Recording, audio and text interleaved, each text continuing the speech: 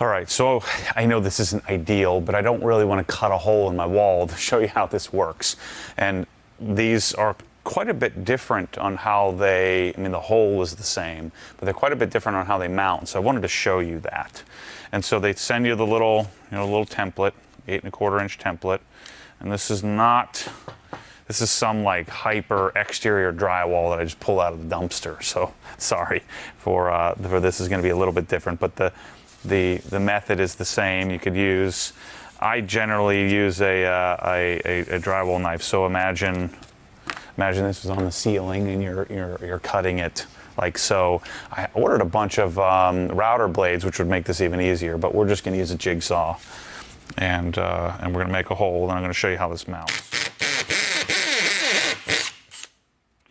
I need to come over a little bit.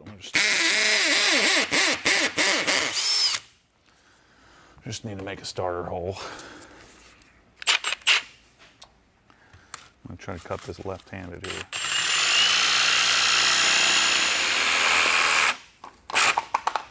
All right, making a giant mess in my garage for the people. So, we're going to find out how exact this needs to be. I put it a little bit on the big side just to save myself the trouble of recutting, but we're going to find out if you should cut on the line or in the line. So these Studio series have a rather unique mounting method in that they have this lock, and you have a detached bracket.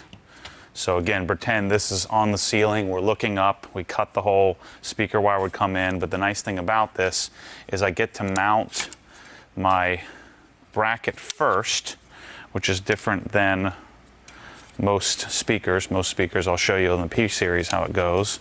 And so I put this in place, and then I'm going to turn. This is how it would sit on the, if you're looking at the ceiling, and then you just reach inside and I clamp down the speaker, and then it's solid. So even if you did overcut the hole a little bit like I just did, so I think cut on the inside of the line and work from there if you're going to make a permanent install. You don't want this vibrating around. And then you take your speaker, which the tweeter pivots, so you can adjust depending on where your listening position is and what the speaker's being used for. And then I take and I drop my speaker down into the enclosure. Now what you need to do, you need to make sure you push so it snaps in place, so it doesn't fall on your face. I learned this lesson. So listen, it has to click in place, otherwise it'll drop on your face. And now our speaker is installed. So let's show it from the opposite view, like so. And so notice you're doing this by hand. And so if you were reaching up in the attic, you'd be holding the thing in place, and you'd reach up through, and then you would clamp down.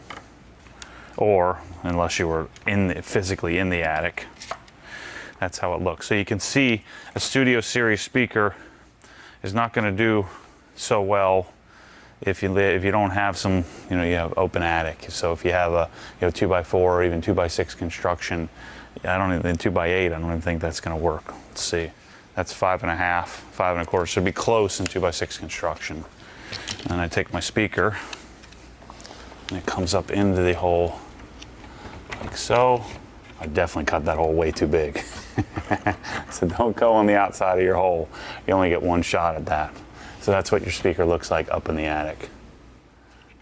So let's do a P-Series square or wall mount, and then you'll get the gist. So all of the Studio Series wall mount and ceiling mount will mount the same, with a detached, including the LCR, with a detached trim ring, or I don't know what would you call this, Bryce? A receiver basket, whatever. It's the part of the speaker that goes in the frickin' ceiling. Mounting bracket, there you go, I like that. Oh, and then let's just show you the grill. And then the grill is magnetic. So the grill then snaps in place and makes it look flush. These are paintable. They give you a little cover so you could paint. You could paint over it if you wanted to. I've never actually seen anybody paint these things, so it's always talk about paintable, but if I were painting, I'd probably spray paint it. Maybe that's a bad idea. So now this is the P4W80. So, you know, we'd normally mount it this way. If it was, let's just pretend that our wall is, that this is up and down, just for our application here.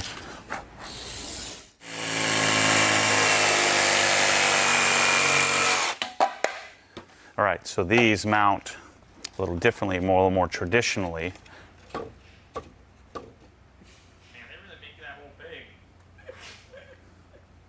Something's not right there, huh?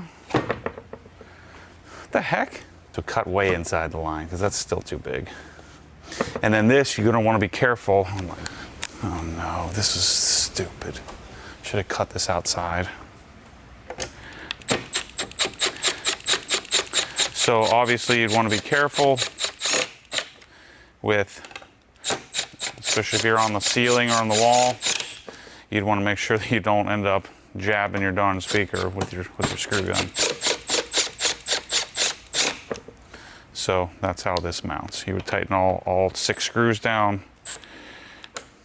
Now this P-series can fit in traditional 2x4 construction. So it looks like so. Yeah, that hole, you want to measure because that hole is too freaking big. At least like it would work, but it's too big. You want to cut it, pressure fit it if you can. So that's how you mount it. All the speakers are the same. All the P-series are similar. All of the S-series are similar. Now I'm going to clean up.